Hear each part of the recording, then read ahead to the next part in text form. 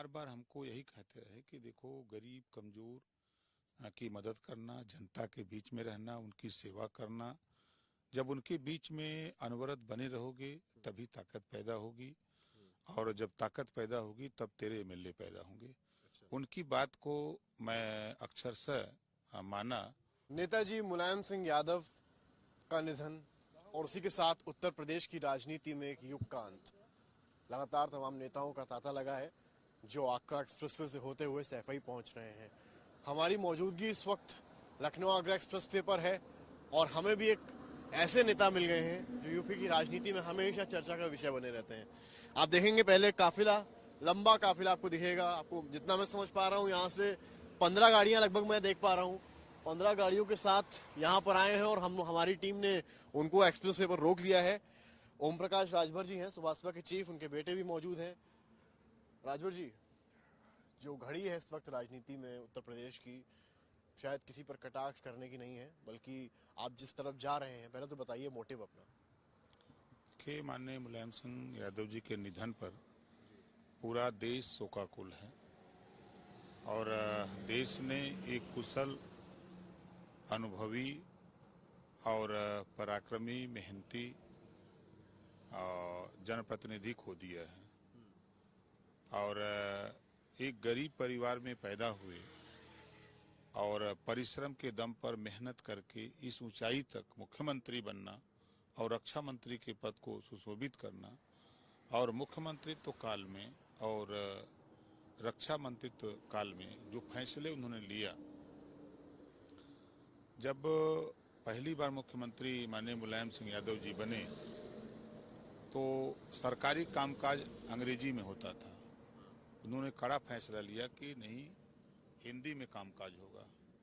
बहुत विरोध हुआ लेकिन वो कदम पीछे नहीं हटाए। दूसरा, उन्होंने जो जवान बॉर्डर पे शहीद होते थे उनको ससम्मान उनके घर फिर सम्मान के साथ उनकी अंत्येष्टि करने का फैसला लिया। जब तक लोकतंत्र रहेगा तब तक माननीय नेताजी को लोग याद ओम प्रकाश राजभर जी, आपकी मुलाकात अखिलेश से तो बहुत हुई, आप लोग का अलायंस ही था। क्या नेताजी से कभी आपका साक्षात, कई फोटो हमने देखी थी, आप उनसे मिलने भी गए थे, उससे पहले भी कई भी आपकी इस तरह की मुलाकात हुई जब उन्होंने आपको कोई एक लेसन दिया हो राजनीति का? क्योंकि कितनों नेताओं को उन्होंने बनाया है, चाहे राजा भैया हो, सब उनको अपना राजनीतिक गुरु मानते हैं। देखिए, जब मिलने का काम तो हम बहुत बार उनसे मिले हैं, लेकिन वो बार बार हमको यही कहते रहे कि देखो गरीब कमजोर की मदद करना, जनता के बीच में रहना, उनकी सेवा करना।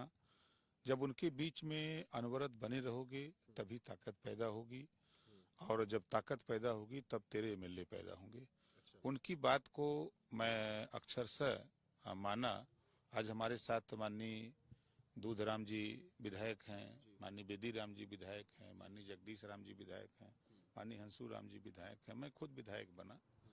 तो जिसको वो सलाह दिए वो सलाह उत्थान के लिए ही दिया, और वो सबके नेता थे, पूरे समाज के नेता थे, और उनके यहाँ जो भी गया तो वो कुछ न कुछ उनसे सीखा और कुछ न कुछ लेके ही आया। कई लोग, शायद गाड़ियां मैं देख रहा हूँ 10-15 गाड़ियां हैं, क्योंकि शोक संदेश वाली सिचुएशन है, शोक वाला इशू है। आप अकेले भी शायद जा सकते थे। कई लोग ये कहेंगे कि आप पूरा लाव लश्कर के साथ एक तरह से शक्ति प्रदर्शन करने भी जा रहे हैं, ऐसा है क्या? नहीं नहीं, हमारे 5 विधायक हैं, पार्टी के नेता हैं, उन लोगों की भी सोच हुई कि हम लोग साथ चलेंगे, तो हमारे 5 विधायक हम लोग एक साथ हैं। तो ऐसे भी लोगों के पास 2-2 गाड़ियां हैं, 10 गाड़ी लोगों की हो गई उनकी सुरक्षा के अपने हिसाब से। तो ऐसा कुछ नहीं कि हम लोग वहाँ, चूँकि शोक सभा है, हम तो आपके माध्यम से ईश्वर से प्रार्थना करूँगा कि उनकी आत्मा को शांति मिले, उनके पूरे परिवार को दुख सहने की ताकत मिले, और ताकि जो मिशन उन्होंने शुरू किया, जो काम अधूरे हैं, उस काम को मेहनत करके पूरा किया जाए, यही सबसे बड़ी सच्ची श्रद्धांजलि। आपने देखा होगा कि तमाम बड़े नेता, चाहे किसी भी दल के हों, बसपा के हों, बीजेपी के हों, आम आदमी पार्टी के हों, हर कोई मैदानता ही पहुंचा।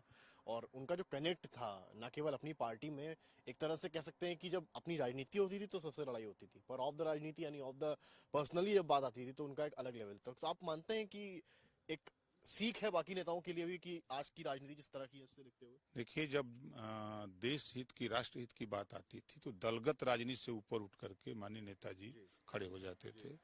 और नेताजी सबके नेता थे और कहीं भेदभाव नहीं, और सबको मिला करके सबको लेके चलने वाले नेता थे। आप भी काफी यंग हैं राजनीति में, आपने किताबों में और अखबारों में काफी चर्चाएं पढ़ी होंगी नेताजी की। कौन सी ऐसी चीज है जो आपको लगता है कि तमाम जो नए फेसेस यूपी की राजनीति में आ रहे हैं उनको सीखनी चाहिए, और आप काफी कुछ सीखे उन बातों से? देखिए, तो सबसे पहले तो मैं आदरणीय नेताजी को आपके चैनल के माध्यम से उनको नमन करता हूं, और उनके चाहने वालों को और उनके परिवार को इस दुख की घड़ी में हिम्मत रखने की कामना करता हूं। देखिए, आदरणीय नेताजी हमेशा जमीन में जो काम करता था, धरातल पर उनको निगाह से हमेशा जानते थे। सभाओं में वो कहा करते थे, व्यक्ति का नाम ले लेते थे, इसीलिए तो उनको धरती पुत्र कहा जाता था। जब सभाओं में व्यक्तियों का नाम होता था, इसका मतलब उनको जानते थे। तो जिनको वो जानते थे, सभाओं में नाम ले लेते थे। और जो राजनीति में कभी सोचा नहीं होगा कि हमें राजनीति में आना है, उसको भी राजनीति में ला करके उन्होंने बड़े पदों तक पहुंचाने का प्रयास किया। जो उनके घोर दुश्मन भी थे, उसको भी दोस्त बनाने का प्रयास किया। ऐसे ही एक सुभाष चंद्र बोस जी नेताजी के नाम से जाने जाते थे, तो दूसरे नेताजी आदरणीय मुलायम सिंह यादव जी को लोग जानते हैं। तो कहीं न कहीं उनकी जो एक कमी हम लोगों को अब खलेगी कि जो पिछड़े वंचित समाज के हर वर्गों के लिए संघर्ष उन्होंने किया, आज उससे युवाओं को भी प्रेरणा मिल रही है। वो बेशक हम लोगों के बीच में नहीं है, लेकिन उनकी स्मृतियां, उनके सिद्धांत, उनके विचार, उनकी सोच और उनके संघर्ष वो हर नौजवानों के दिलों में और राजनीति करने वाले लोगों के दिलों में हमेशा बसेगा, और उनसे प्रेरणा लेकर के आगे बढ़ने का काम करेंगे। तो आप देख सकते हैं ओम प्रकाश राजभर, उनके तमाम विधायक, उनके बेटे, तमाम लोग आप देख सकते हैं जा रहे हैं सैफई मुलायम सिंह के अंतिम दर्शन करने। और जैसा कि कहा, उनका संघर्ष हमेशा याद रखा जाएगा, जो उनका राजनीति को देखने का एक लहजा था उसको याद रखा जाएगा। और यही मतलब है, चाहे कोई भी दल हो, वो अपने दलों के टैग से हटकर जा रहे हैं बाहर और नेताजी को आखिरी सलाम कर रहे हैं। कैमरामैन नीलर के साथ समर्थ श्रीवास्तव।